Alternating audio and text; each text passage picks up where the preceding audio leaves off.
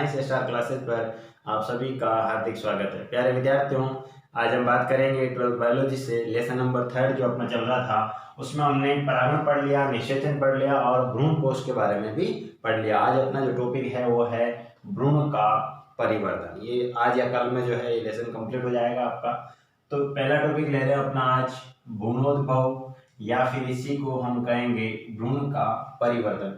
जो भ्रूण है उसका परिवर्तन कैसे होता है, भ्रूण का निर्माण कैसे होता है, भ्रूण का विकास किस तरह से होता है, इसके बारे में हम बात करने वाले हैं। सबसे पहले हम बात करते हैं कि जो ये भ्रूणोद्भव है इसकी परिभाषा पूछी जाती है। सिंपल सी परिभाषा है, युग्मनज से भ्रूण के निर्माण की प्रक्रिया। ये जो युग्मनज बनेगा, इस युग्मनज से भ्रूण बनने की जो प्रक्रिया है इसको हम कहते हैं भ्रूणोद्भव या एम्ब्रियोजेनेसिस के नाम से जानते हैं। बहुत सिंपल परिभाषा है, आपको याद रखनी है। इसके बाद में हम बात करेंगे, अपने पास दो प्रकार के पादप हैं, द्विबीजपत्री और एक बीजपत्री पादप। आज हम बात करेंगे द्विबीजपत्री भ्रूण का विकास। जो द्विबीजपत्री पादप है, डाइकोट प्लांट्स, उनमें जो है भ्रूण का विकास किस प्रकार से होता है, इसके बारे में आज हम बात करने वाले हैं।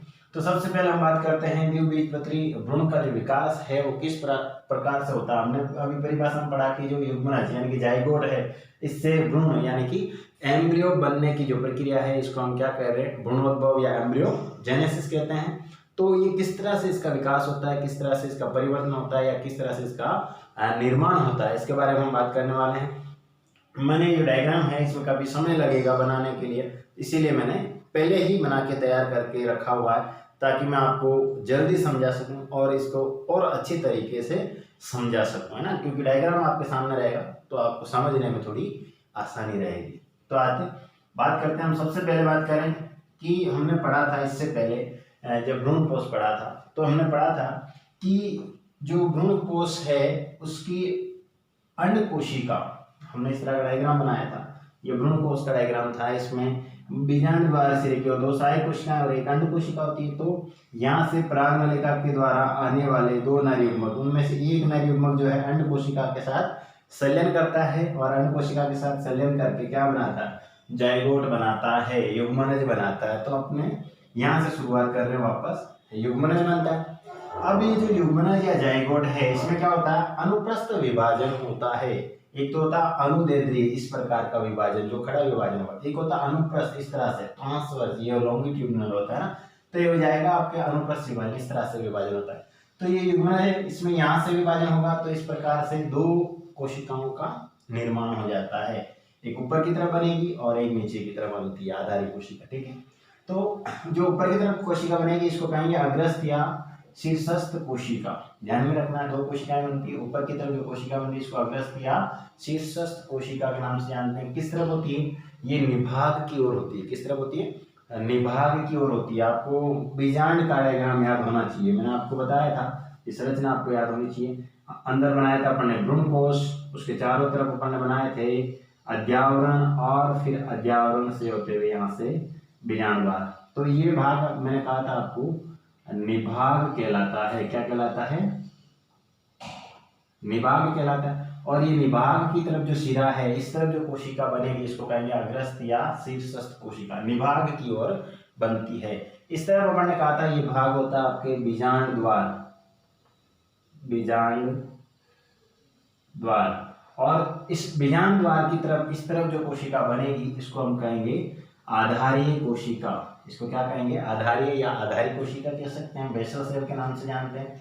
किस तरह बनेगी, बीजांड द्वार की ओर बनती है। तो आपको दोनों ध्यान में रखना है, निभाग और बीजांड।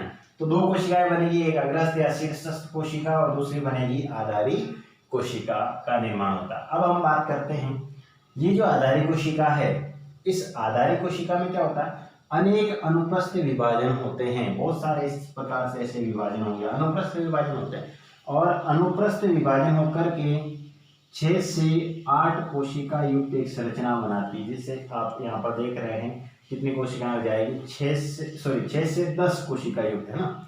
6 से 10 तक हो सकती है, अब 6 भी हो सकती है, 7 भी हो सकती है और 10 भी हो सकती है ना। 6 से 10 कोशिका युक्त एक संरचना बनती है। इस संरचना को हम कहते हैं निलंबक। इसको क्या कहेंगे, निलंबक कहेंगे या सस्पेंसर कहते हैं।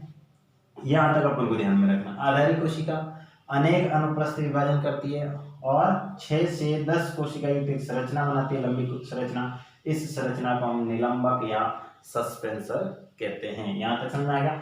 अब अपने पास दूसरी कोशिका बची अग्रस्थ या शीर्षस्थ कोशिका। ये अग्रस्थ या शीर्षस्थ जो कोशिका है, इसमें क्या होता है, उदग्र विभाजन होते हैं। क्या होते हैं, उदग्र का हो या अनुदैर्ध्य का हो, इस प्रकार के विभाजन होते हैं, खड़े विभाजन होते हैं।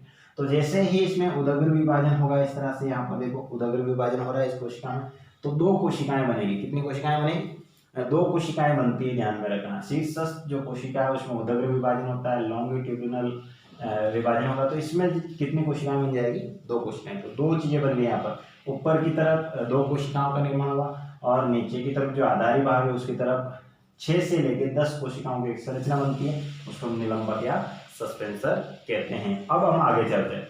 ये जो निलंबक या सस्पेंसर है, इसके सबसे नीचे वाली कोशिका जो मैं बता रहा हूँ आपको, ये वाली सबसे जो नीचे वाली कोशिका होगी वो फूल करके चुस्कांग का कार्य करती है। चुस्कांग यानी कि अवशोषण, जो भोजन है, भ्रूणकोश से जो भोजन प्राप्त होगा तो उस भोजन का अवशोषण करने का काम करती है और इस कोशिका को हम नाम देते हैं हाइपोफाइसिस। अध्यय स्फीतिका बोलते हैं हिंदी में, हाइपोफाइसिस याद रखना, आसानी से याद हो जाता है और ये नाम ज्यादा प्रचलित है, इसी को ध्यान में रखना तुमको।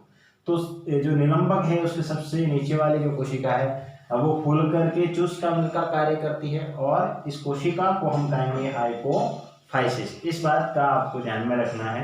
अब हम बात करें ऊपर जो 2 कोशिकाएं हैं, इनमें पुनः क्या होता है, अनुप्रस्थ विभाजन होता है। इस प्रकार से विभाजन हो जाएगा, अनुप्रस्थ विभाजन होता है और अनुप्रस्थ विभाजन होने के कारण यहाँ पर कितनी कोशिकाएं बन जाएगी, 4 कोशिकाओं का निर्माण होता है। तो 2 कोशिकाएं, 2 से कितनी कोशिकाएं बन गई, 4 कोशिकाएं। तो निभाग की ओर 4 कोशिकाएं बन गई और बीजांड द्वार की ओर क्या बन गया, हाइपोफाइसिस का निर्माण हो गया। अब आगे चलते हैं। वो संरचना मैंने वापस यहाँ पर बनाई, देखो इधर हाइपोफाइसिस बन गया। ऊपर जो है वो 4 कोशिकाएं जो थी यहाँ पर, ये जो 4 कोशिकाएं हैं इनमें क्या होता है, पुनः विभाजन होता है। सभी में अनुप्रस्थ विभाजन होता है, तो मैंने यहाँ पर विभाजन बता दिया, अनुप्रस्थ विभाजन होता है और यहाँ पर टोटल 8 कोशिकाएं बन जाती है। कितनी कोशिकाएं बन जाएगी, 8 कोशिकाएं बन जाएगी। और इन 8 कोशिकाओं के समूह को, ये जो 8 कोशिकाएं बनेगी, इन 8 कोशिकाओं के समूह को हम कहते हैं अष्टांश। इन समूह को हम क्या कहेंगे, ध्यान रखना, मैंने इसको इस तरफ लिखा, जगह नहीं थी। अष्टांश या ऑक्टेंट बोलते हैं। समझ में आ रही बात। निलंबक निभागी सिरे की ओर 4 कोशिकाएं विभाजित होकर 8 कोशिकाएं बनाती है और 8 कोशिकाओं को जो समूह बनेगा उसको अष्टांश या ऑक्टेंट के नाम से जानते हैं। यहाँ तक आपको समझ में आ गया, ऑक्टेंट कहते हैं। नीचे की जो कोशिकाएं हैं फूल करके चुस्कांग का काम करती है और इसको हम क्या कहते हैं, हाइपोफाइसिस कहते हैं। अब ये जो 8 कोशिकाएं बनेगी, ऊपर की तरफ कितनी कोशिकाएं बन रही, 8 कोशिकाएं बन रही। इन 8 कोशिकाओं में से देखो यहाँ पर ये 4 कोशिकाएं जो है नीचे की ओर है ना, ये जो 4 कोशिकाएं हैं किस तरफ है, बीजांड द्वार या हम कह सकते हैं हाइपोफाइसिस की तरफ। किस तरफ है, हाइपोफाइसिस की तरफ है। और ये जो 4 कोशिकाएं हाइपोफाइसिस की तरफ है, इन कोशिकाओं को हम कहते हैं हाइपोबेसल सेल्स। इनको क्या कहेंगे, हाइपोबेसल सेल्स कहते हैं। और ऊपर की तरफ जो निभाग की ओर कोशिकाएं हैं इनको कहते हैं एपीबेसल सेल्स। ये ध्यान में रखना आपको। ये 8 कोशिकाओं का समूह अष्टांश कहलाता है। इनमें से नीचे की जो 4 कोशिकाएं जो हाइपोफाइसिस की तरफ स्थित है, इन 4 कोशिकाओं को कहते हैं हम हाइपोबेसल सेल्स। कितनी होती है, 4 होती है। और ऊपर की तरफ जो कोशिकाएं होती है इनको कहते हैं अपन एपीबेसल, और ये भी कितनी होती है, 4 कोशिकाएं होती है, एपीबेसल सेल्स के नाम से जानते हैं। अब ये जो हाइपोफाइसिस कोशिकाएं हैं, ये हाइपोफाइसिस जो कोशिकाएं आगे चल करके किसका निर्माण करती है, मूलांकुर का निर्माण करती है। और एपीबेसल जो कोशिकाएं ये प्रांकुर या बीज पत्र का निर्माण करती है। ये आपको ध्यान में रखना। हाइपोबेसल किसका निर्माण करती है, मूलांकुर का निर्माण करती है। एपीबेसल किसका निर्माण करती है, प्रांकुर और बीज पत्र का निर्माण करती है। मूलांकुर अंकुरित होकर के मूल का निर्माण करेगा, प्रांकुर अंकुरित होकर के प्रो का निर्माण करेगा। ये मैं आपको पहले भी बता चुका हूँ प्रो क्या है। तो मूलांकुर से मूल बनेगी, प्रांकुर से प्रो का निर्माण होता है। अब ये जो दोनों है किस तरह से अगला जो संरचना बनेगी, ये मूलांकुर बनाएगा और ये प्रांकुर बनाती है कोशिकाएं।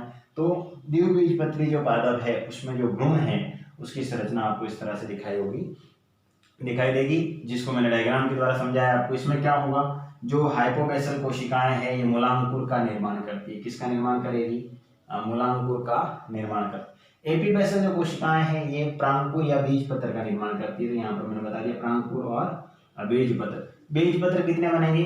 2 बनेंगे, ध्यान रखना, क्योंकि द्विबीजपत्री पादपों में हम पढ़ रहे हैं और द्विबीजपत्री जो पादप है उसमें बीज पत्र कितने होंगे? 2 बीज पत्र होते हैं। तो मैंने 2 बीज पत्र अलग अलग बताए हैं। 2 बीज पत्र का निर्माण होता है और यहाँ पर ये संरचना जो है इसको हम कहेंगे सस्पेंसर या निलंबक। ठीक है, ये यहाँ पर रह जाता है। तो किसका निर्माण होगा? मूलांकुर, प्रांकुर और बीज पत्र। इस संरचना को हम कहेंगे भ्रूण या एम्ब्रियो। तो द्विबीजपत्री जो पादप है उसमें भ्रूण का विकास किस तरह से होता है मैंने आपको एक के बाद एक डायग्राम के माध्यम से कंप्लीट समझा दिया है। कुछ समझ में नहीं आए तो आप मुझे कमेंट करके पूछ सकते हैं इसके बारे में। ये जो टॉपिक है आपको थोड़ा सा एक बार नहीं 2 बार पढ़ना पड़ेगा, तब जाके आपको ये कंप्लीट क्लियर हो जाएगा कि किस तरह से मैंने बहुत इजी तरीके से आपको इसको समझाने की कोशिश करी है। फिर भी कोई दिक्कत आती है तो आप मुझे कमेंट के द्वारा पूछ सकते हैं। आप एक बार इसका स्क्रीनशॉट ले लें।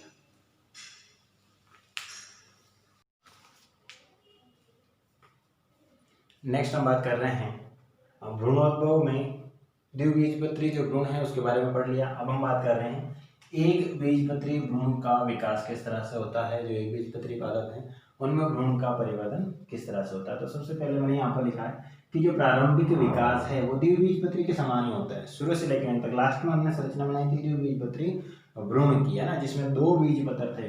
तो उससे पहले की जो प्रक्रिया है मैंने बताया युग्मनज, युग्मनज में विभाजन होता है, 2 कोशिकाएं, फिर 8 कोशिकाएं बनती है, हाइपोफाइसिस बनता है। वो सारी प्रोसेस जो है वो क्या रहेगी? प्रारंभिक विकास जो है वो द्विबीजपत्री पादप के समान ही होता है। अंत में जाकर के उसमें द्विबीजपत्री जो पादप है उनमें तो 2 बीज पत्र बनते हैं, जबकि इसमें एक ही बीज पत्र बनता है, एक बीज पत्र का निर्माण होता है। थोड़ा सा अंतर आता है, देख लेते हैं किस तरह से होता है। सबसे पहले बात करते हैं इसमें परिपक्व जो भ्रूण है उसमें एक बीज पत्र होता है। इस बात का ध्यान रखना, कितने बीज पत्र होते हैं? एक बीज पत्र होता है और उस एक बीज पत्र को हम कहेंगे स्कूटेलम। किस नाम से जानते हैं उसको? स्कूटेलम। जैसा कि मैंने आपको डायग्राम में बताया है, स्कूटेलम जो है इस प्रकार से एक बीज पत्र होता है, इसलिए इन पादपों का नाम रखा गया है एक बीजपत्री पादप। अब हम बात करते हैं इनमें एक भ्रूणीय अक्ष होती है और उस भ्रूणीय अक्ष को हम कहते हैं बीजपत्रोपरिक। भ्रूणीय अक्ष को किस नाम से जानते हैं? यहाँ पर हम बीजपत्रोपरिक के नाम से। देखो, बीज पत्र को हमने नाम दिया स्कूटेलम और भ्रूणीय अक्ष जो होती है उसको नाम दिया है बीजपत्रोपरिक। ये जो बीजपत्रोपरिक या भ्रूणीय अक्ष है इसमें 2 भाग होते हैं, एक आधारी भाग होता है और एक शीर्षस्थ भाग होता है। इस तरह से 2 भाग हो गए, एक आधारी भाग और एक शीर्षस्थ भाग। तो आधारी जो भाग है उसके द्वारा मूलांकुर चोल का निर्माण होता है और शीर्षस्थ जो भाग है उसके द्वारा प्रांकुर चोल का निर्माण होता है। जैसे कि डायग्राम आप देख रहे हैं, ये जो भाग है ये आधारी भाग है इसका, और आधारी भाग से किसका निर्माण होगा? मूलांकुर चोल का निर्माण होता है। हम इस डायग्राम को उल्टा बनाएं, ये आधारी भाग नहीं, ध्यान रखना यहाँ पर आधारी भाग ये कहलाएगा मूलांकुर चोल और शीर्षस्थ जो भाग है वो जाएगा आपके प्रांकुर चोल। शीर्षस्थ भाग किसका निर्माण करेगा? प्रांकुर चोल का निर्माण करता है। इस तरह से एक बीजपत्री भ्रूण का विकास होता है। मुख्य संरचनाएं क्या क्या होगी एक बीजपत्री में? स्कूटेलम हो गया, ध्यान रखना। भ्रूणीय अक्ष जिसको हम बीजपत्रोपरिक के नाम से जानते हैं, 2 भाग होते हैं, आधारी और शीर्षस्थ भाग, जिसमें जो आधारी भाग है ये किसका निर्माण करेगा? मूलांकुर चोल का, और शीर्षस्थ जो भाग है उसके किसका निर्माण करेगा? प्रांकुर चोल का निर्माण करता है। इस संरचना को हम कहेंगे एक बीजपत्री भ्रूण की संरचना है। ठीक है, आज हमने समझ लिया कि जो भ्रूण है उसका विकास किस तरह से होता है, चाहे वो द्विबीजपत्री पादप है या फिर वो एक बीजपत्री पादप है। आपको ध्यान में रखना है कि दोनों में भ्रूण का विकास किस तरह से होता है। ठीक है प्यारे विद्यार्थियों, एक बार आप इसका स्क्रीनशॉट ले लीजिए। प्यारे विद्यार्थियों, आज थोड़ा आपको वीडियो जो है वो लेट मिल पाएगा। नेक्स्ट आने वाले समय में अब आपको रोज 10 बजे जो है वीडियो अपलोड कर दिया जाएगा। अगला वीडियो जो 10 बजे मिल जाएगा। कल शायद मेरे हिसाब से अपना तीसरा लेसन जो है कंप्लीट हो जाएगा, क्योंकि अब 2 टॉपिक ही बचे अपने पास, बीज का परिवर्तन और फल का विकास या फल के बारे में पढ़ेंगे। ये 2 टॉपिक जो है मैं अगले वीडियो में कवर करवा दूंगा। तीसरा लेसन ये अपना कंप्लीट हो जाएगा बहुत ही जल्द। बहुत बहुत धन्यवाद मेरे प्यारे विद्यार्थियों। मेरे वीडियो को लाइक करें, कमेंट करते रहें, कुछ मेरे से पूछते रहें। आपको यदि समझ में नहीं आता है, क्योंकि आप मेरे सामने नहीं बैठे हैं, ऑफलाइन क्लास में नहीं बैठे हैं, आप घर बैठ के पढ़ रहे हैं, तो हो सकता है कहीं ना कहीं आपको किसी प्रकार की कोई दिक्कत आए, कोई वर्ड आपको समझ में नहीं आ रहा हो या किसी भी प्रकार से कोई भी समस्या आ रही हो, तो आप मुझे कमेंट के जरिए पूछ सकते हैं ताकि मैं आपकी जो समस्या है उसका समाधान कर सकूं। थैंक यू, बहुत बहुत धन्यवाद।